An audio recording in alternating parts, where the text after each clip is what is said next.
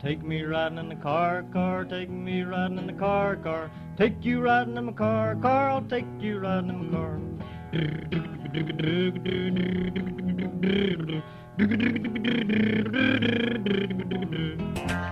The first day I got me a fuel pump, and the next day I got me an engine and a trunk. Then I got me a transmission and all the chrome.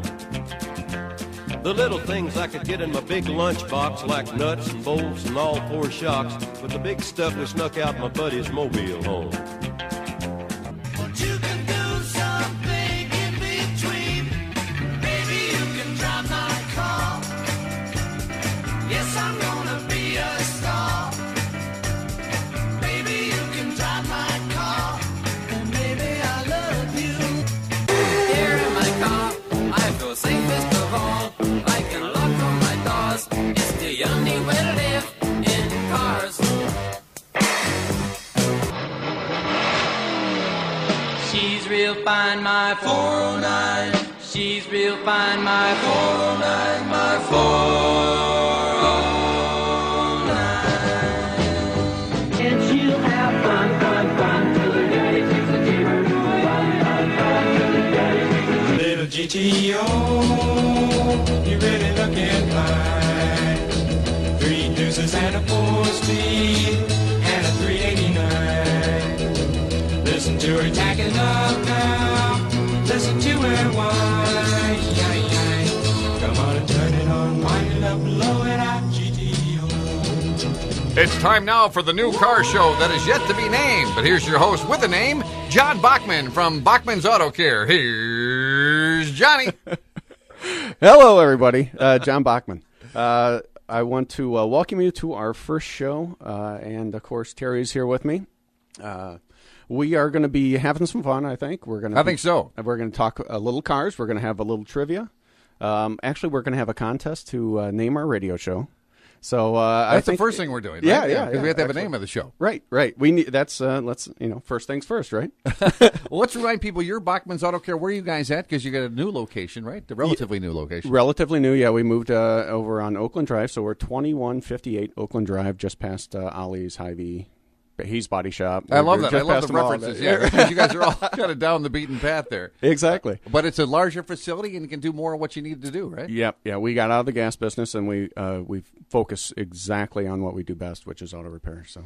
And I think that it's fun that we want this show to be interactive with the listeners, and that's why you're having the listeners name the show. I think that's a great idea. Yeah, let's face it, I can't always come up with some of these things. So there's a lot of people out there with a lot of better ideas. So I think it's just we can have fun with it, open it up. We can give some stuff away. I think we have Bulls tickets. Yes, we do. We're going to give Bulls tickets to the person that names the show is going to get Bulls tickets, which is a great thing. And then we're going to play some trivia later on to this show as well. But you have some people that have already suggested some names, John, and I thought we'd go over some of those names for the car show that you kind of threw that out there in your Facebook. And we should remind people they can follow Bockman's on Facebook. You blog as well, don't you, that sir? Yeah, we have a blog that is on our website, so it's www.bachmansautocare.com. Our Facebook is Facebook was a / Bockman's Auto Care. Okay, and then also I have my own personal site which people also put stuff up on, and that's Jon Bockman. It's Facebook / Jon Bockman. Okay, and you're encouraging people to go to the Facebook and suggest names, right? Yes. Yeah, exactly. Go on to the Facebook.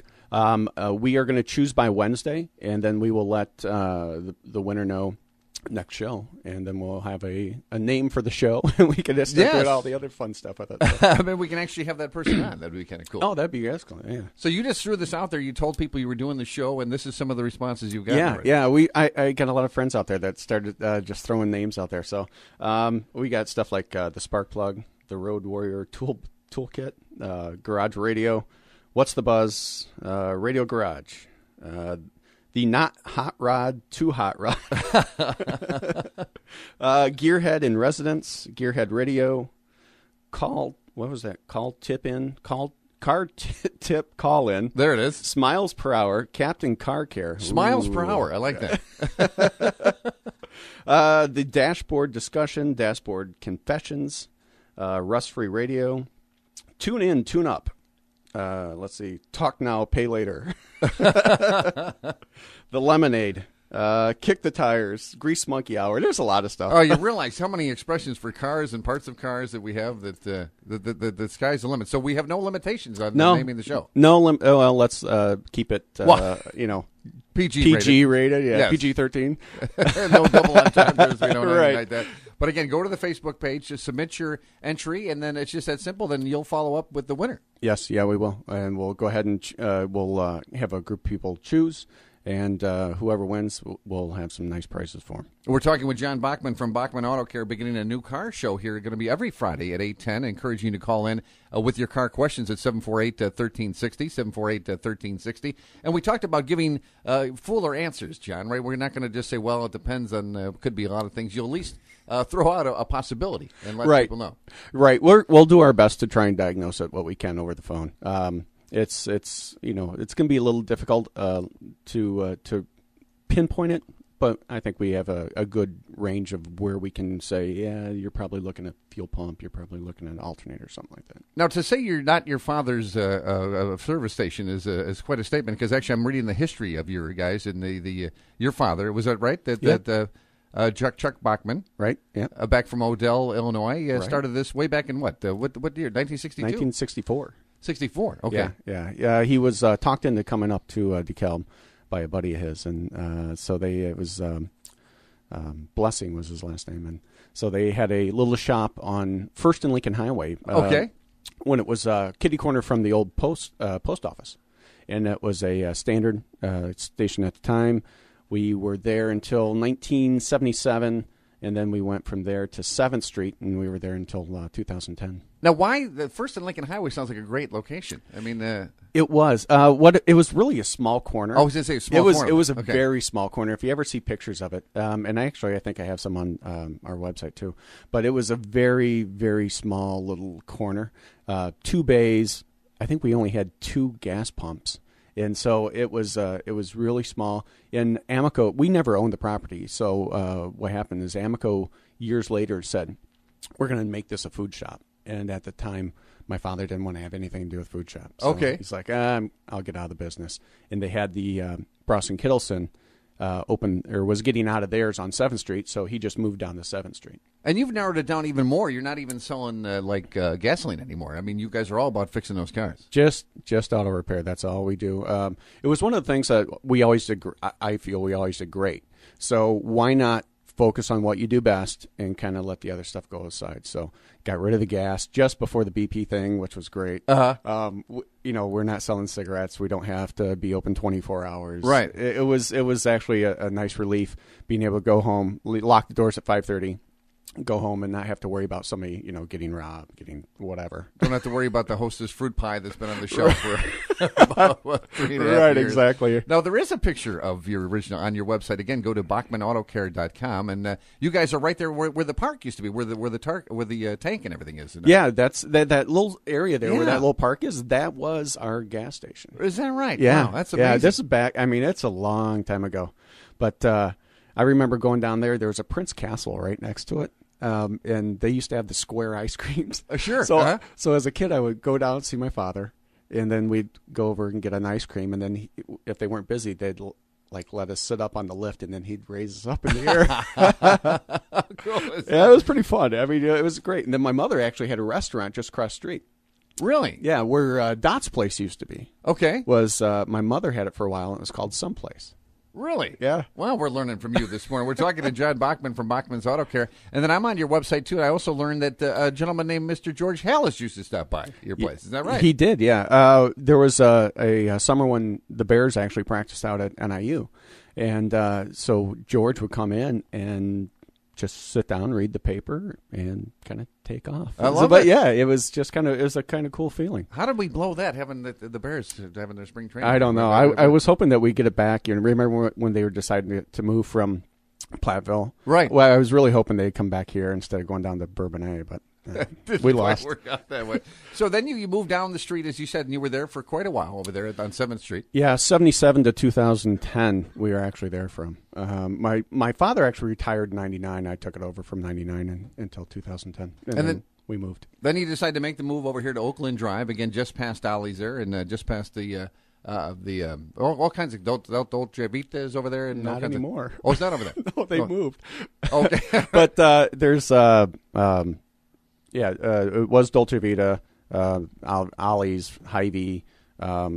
And there's, I think, one of the finance companies. I can't think of them right now. Okay, but you're right down Oakland Drive. Oh, yeah. Couldn't be any easier to get there. I walked there from here, actually, the other day myself. And let's talk about the services you offer, John, because, again, you're all about working on the cars. So let's go through some of the things, starting with the oil and oil filter services, because, again, we've learned that is the lifeblood of your car, right? You got to take care of that oil. Yeah, exactly. You have to take care. You got to make sure you change your oil.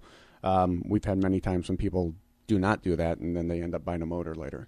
So it's always keep your oil changed. It's one of the easiest, simplest things that you can do to make your car run for a very long time. And again, it's not a made-up thing. You guys aren't trying to sell oil. I mean, this is a truth statement, because I know people want to keep their cars, and my brother loves the term, drive it into the ground. People want to drive these cars into the ground. But those oil changes are critical to do that, isn't it? Oh, yeah, without a doubt. You have to make sure you're getting your oil changed. Otherwise, it's just, you're going to see problems down the road. Yeah, and, when you first get the car, and if you're not doing it, it probably won't. It'll be fine for a while, but it's when it gets older that it really starts, affecting the vehicle.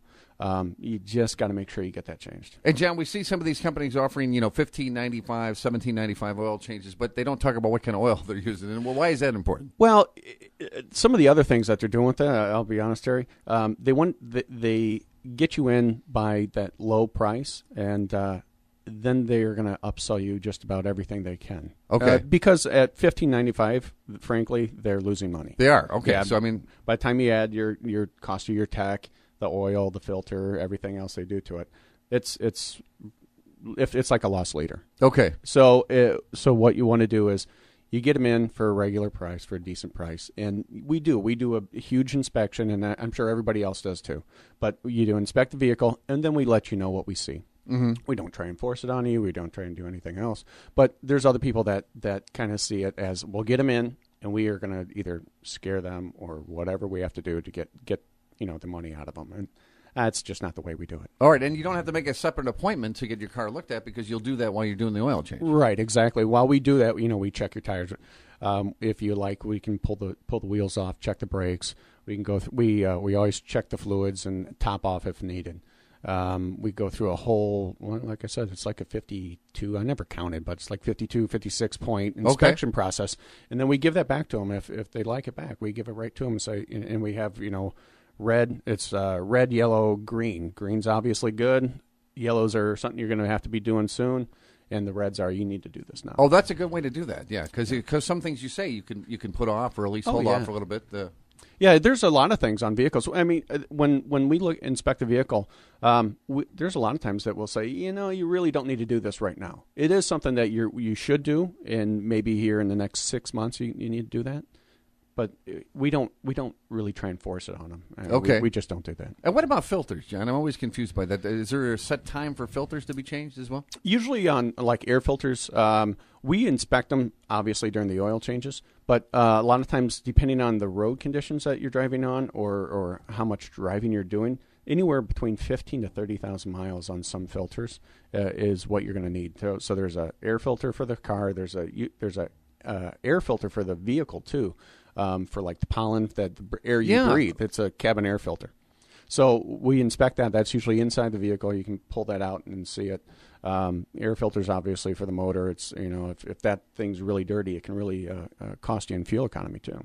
And a lot of people with breathing problems, asthma, and kids with asthma. Exactly. That other filter is very important. Oh yeah, without a doubt. It's. I mean, let's face it. You want to have decent air. I mean, you do it at the house. Why not do it in the car where you probably spend just as much time? Yeah. So it's always wise to make sure that cabin air filter's been cleaned or replaced. We're talking with Jon Bockman from Bockman Auto Care. Again, you can always go to BockmanAutoCare.com to find out all the things that John and I are talking about, and then some, even a little trivia thrown in there. We're going to throw a trivia question at you in just a moment here. But also you do air conditioning system, cooling systems as well. The driveline service, what is that exactly, John? Driveline service is like your axles, your drive shaft. Okay. So it's basically what turns the wheels on the vehicle. And the power steering flush, things like that. That's something we don't think about. I think we take our power steering for granted. Why do we need a power steering flush? Well, the fluid. What happens is the fluid gets hot and it'll start breaking down. So when that fluid breaks down, now the pump it's going to be like metal on metal, and that pump starts wearing out, and then it's not going to have as much pressure. And now you're going to start having issues with your power steering. Okay. And also, you guys offer transmission services as well, not to mention tune-ups, wheel alignment, engine repair, tire services, exhaust systems. You guys are all over the car, aren't you? Yeah, we pretty much do everything. And if we don't do it, like if it's a body shop or something, then Hayes next door, we just send everybody over to Hayes. We say, Randy's a great guy. Just send it right over there. He'll take care of you. So, that's great. Yeah. We work well together. Now, you also have a column here, frequently asked questions. I want to ask you some of those, but let's throw out a trivia question, because this is something we'll do every week. We're going to ask a trivia question near the end of the show, and you told me that it's National Trivia Day today. It is. Today is the 4th is National Trivia Day. And I see you have some fun little notes on your Facebook page here that today, for instance, are you going to do this one with Marty Robbins? No, actually, no. I like to put fun stuff out there. I love music, and so usually every day I put like today's date. And then something that usually has having to do with music trivia. Okay. So today, I think it was 1960. Right. Marty Robbins, El Paso, hit the charts. That's right. With 2 weeks at number 1 with El Paso. Yeah. I love that song, too. Me too. I was always too. a white sports coat one. I like that one better. But all right, so we're going to throw out a trivia question. And what do we go? Should we give away these movie passes? I have 2 movie passes. Oh, that'd be great. Yeah. So this is 2 movie passes to the Carmike Cinema. If you can answer this question. Okay. What year did the National Highway Traffic Safety Administration mandate the center high mounted stop lamp? All right, 748-1360, 748-1360. Now, further define that, what do we mean now? So we come to a stoplight. So if you're looking, you're behind a car and he's at a stop lamp. You got 2 brake lights that are on the left and the right side, but there's a high center mounted one that's in the usually on the back window. Okay, that was mandated in a certain year, and it basically when they first came out, it actually proved that having that center stoplight it actually cut down on accidents. Really? Okay. Yeah, and actually there was also I'll add a little bit of the trivia for extra credit. Who was the head of the administration when it was enforced? Well, that would be scary. That would be scary if anybody got that right. All right, let's take a. Do you have an answer to our trivia question? I sure do. You guys are sounding real good this morning. Well, thank you. Thank you. I think it was 1986. That is correct. Very good. Okay. Wow, that was very good. Now, did you Google that? No, I didn't. I'm driving in the car right now, and I remember because I bought a car in 1986. And the salesman told me it had the 3rd brake light. It was the first year. Wow, that's actually great. That's really good. Okay, hey, now for extra credit, not that you win anything, but who was the head of the administration when it was enforced? Do you know that one? Oh, gosh. No, I don't. Should I just throw it out there? What? Throw it out there. Okay. I don't think anybody's going to get It's Elizabeth Dole. Oh, Elizabeth Dole. Okay. Yeah. All right. They actually call those Liddy lights at times too. So right. So, now, what's your I remember a lot of people tried to retrofit their cars by adding that 3rd brake light. Yeah, they did. They had kits that you could buy and retrofit them. Mm-hmm. Yeah. Now, what's your first name, sir? It's Kevin. Kevin, you know where we're located at here? I sure do. All right, Kev, and tell me, what was that car you bought in 1986?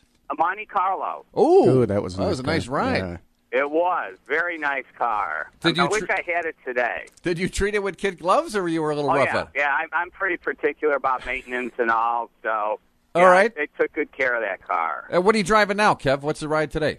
Well, I've got a Chevy Equinox. Okay. All right. That been good to you? Yeah, it's been a real good car. It's got 70,000 miles on it, and it runs like a champ. But I do maintain it. I change the oil regularly and really do all the flushes and everything, so it's been good to me. That's great. Well, hey, Kevin, we appreciate you listening, and thanks for calling in with our trivia question. Thank you. Great show. I appreciate it. Thanks, buddy. Thank you. All right, Kevin. So Kevin knew. Boy, he actually bought a car in 1986. See, that probably helped. And Elizabeth Dole, I forgot, Elizabeth Dole was in charge of the transportation at one point. Right, yeah. Yeah, I saw that little piece of trivia, and I'm like, I had no idea. Somebody said she was the one who actually saw it and made that happen. I'm like, nah, that can't be right. But she was the head of the administration when they changed it. I did not know that. Now, coming up next week, let's talk about what we're going to be talking about next week. Next week, we're going to be talking about